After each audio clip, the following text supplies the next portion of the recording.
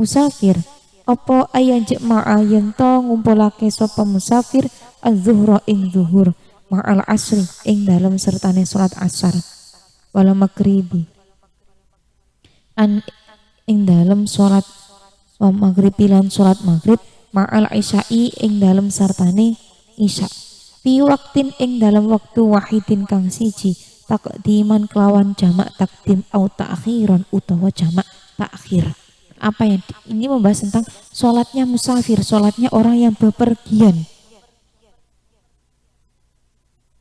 Bagaimana cara sholatnya orang yang bepergian, orang yang musafir? Bagaimana cara sholatnya musafir? Ya juzul musafiri qasru sholatid dhuhri wal asri wal isya'i raqataini. Yaitu hukumnya boleh bagi musafir atau orang yang bepergian untuk mengosor sholatnya, mengosor sholat duhur, asar dan isya-nya menjadi 2 rakaat ya. Kalau duhur, asar, isya kan 4 rakaat tuh, itu bisa jadi 2 rakaat. Kalau untuk sholat subuh sama maghrib itu nggak bisa, maghrib mau 1,5 rakaat nggak boleh, nggak bisa, tetap ya 3 rakaat.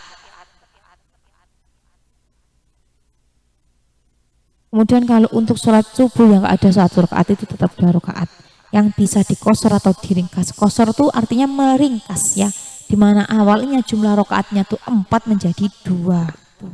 Jadi cuma setengahnya gitu. Itu hukumnya nanti boleh. Catatan boleh ini nanti menurut mayoritas ulama itu sudah mencapai jarak bepergiannya itu sudah mencapai 16 farsah atau kurang lebih 120 km. Ini untuk mayoritas ulama.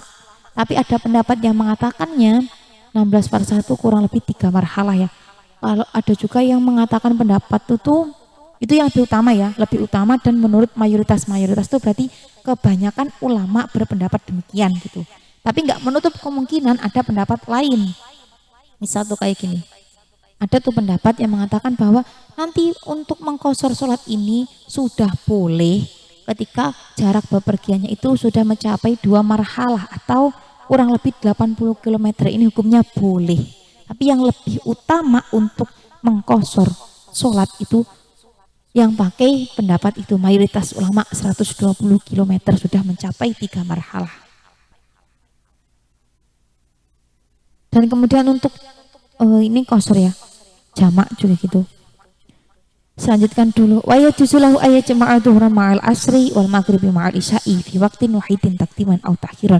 Dan juga boleh bagi seorang musafir atau orang yang bepergian untuk menjamak sholatnya, sholat duhur bersama dengan sholat asar, sholat maghrib dengan sholat isya dalam satu waktu, baik nanti takdim atau takhir.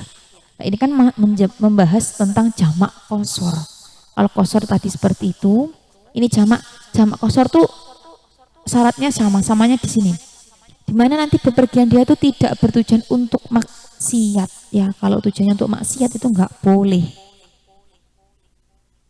Nggak boleh dia melaksanakan jamak qasar. Nah, untuk jamak sendiri itu nanti yang boleh dijamak yang mana?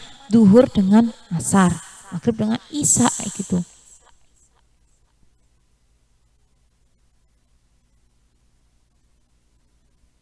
Baik nanti mau dijamaknya tuh takdiman atau takhiran. Takdiman tuh berarti jamak takdim itu di awal, di mana sholat itu dikerjakan di waktu yang awal.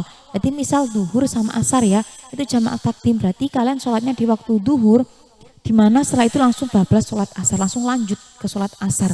Padahal itu belum masuk waktunya asar ya, tapi karena kalian meniatkan untuk jamak takdim, berarti sholat asar itu dilaksanakan di waktu duhur.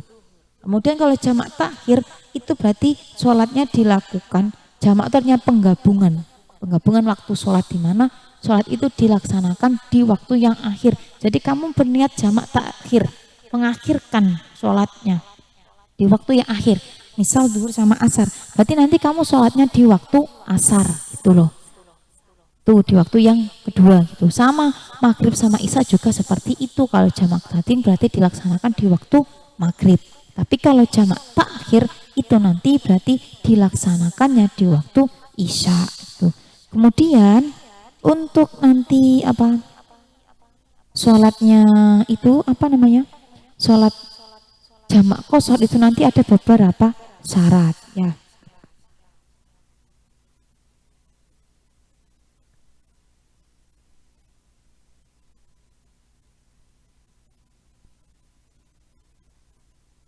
Sebelumnya akan saya ulangi untuk hukum melaksanakan melaksanakan qashar sholat, meringkas ya, meringkas.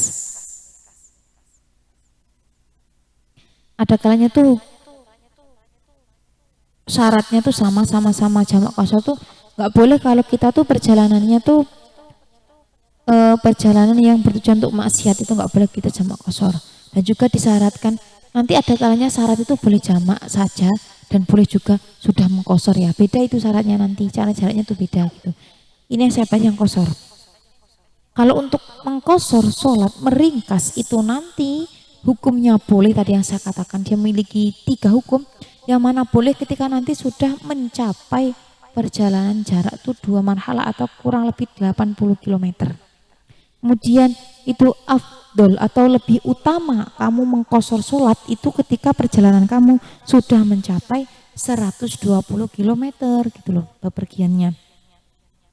Dan wajib, nanti kamu wajib untuk mengqashar sholatnya, enggak melaksanakan secara penuh, itu kamu berketetapan hukum wajib untuk mengqashar sholat itu ketika nanti memang perjalanan yang kamu tempuh itu sudah diperbolehkan mengqashar dan waktu sholat tidak cukup digunakan untuk sholat ketika sholat itu tidak diqashar, itu hukumnya wajib ya. Ada jawaz atau boleh, kemudian afdal lebih utama, dan yang terakhir itu wajib, itu hukum mengqashar.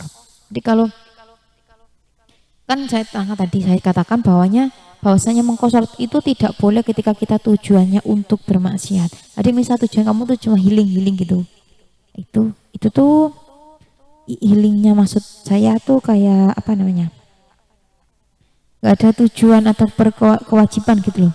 Kayak misal mau ketemuan tuh sama apa tuh pacar misal kayak gitu ya, jalan-jalan bareng kayak gitu, itu nggak boleh diqashar ya. Itu kan tergolongnya nanti maksiat kayak gitu loh. Terus bagaimana nanti hukum mengqashar sholat di perjalanan yang diperbolehkan tuh yang seperti apa perjalanannya? Yang termasuk diperbolehkan untuk mengqashar itu nanti ada kalanya perjalanan itu perjalanan yang wajib. Misal seperti perjalanan kamu tuh mau pergi ke luar kota karena untuk membayar hutang atau untuk bepergiannya tuh untuk berdagang, itu boleh untuk mengqashar.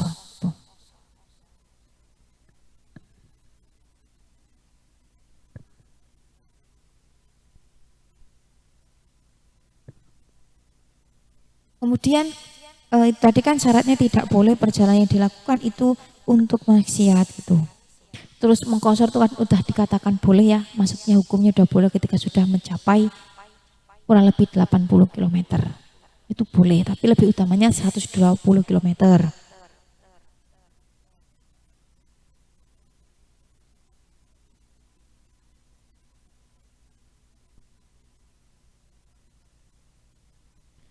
Kemudian juga itu harus meniatkan mengqashar. Dan ketika nanti jamaah ya, ketika kalian sholat jamaah itu mungkin rombongan apa tuh ya, jarak itu memang jarak seperti itu rombongan. Itu nanti kalian misal berjamaah, nanti berjamaahnya ya bermakmumnya juga harus pada imam yang mengqashar. Kalian nggak boleh bermakmuman pada imam yang sholat sempurna. Misal pas di perjalanan itu nanti kamu niatnya mengqashar, menjamak qashar atau mengqashar saja. Kamu di situ ada seorang yang sholat atau beberapa orang, mereka jamak, kamu langsung ikut masuk menggabung sebagai makmum. Padahal kamu udah niat qashar tuh. Itu kamu nggak boleh. Karena kamu misal itu orangnya tuh sholatnya secara sempurna, itu nggak boleh. Jadi harus bermakmum sama-sama yang mengqashar.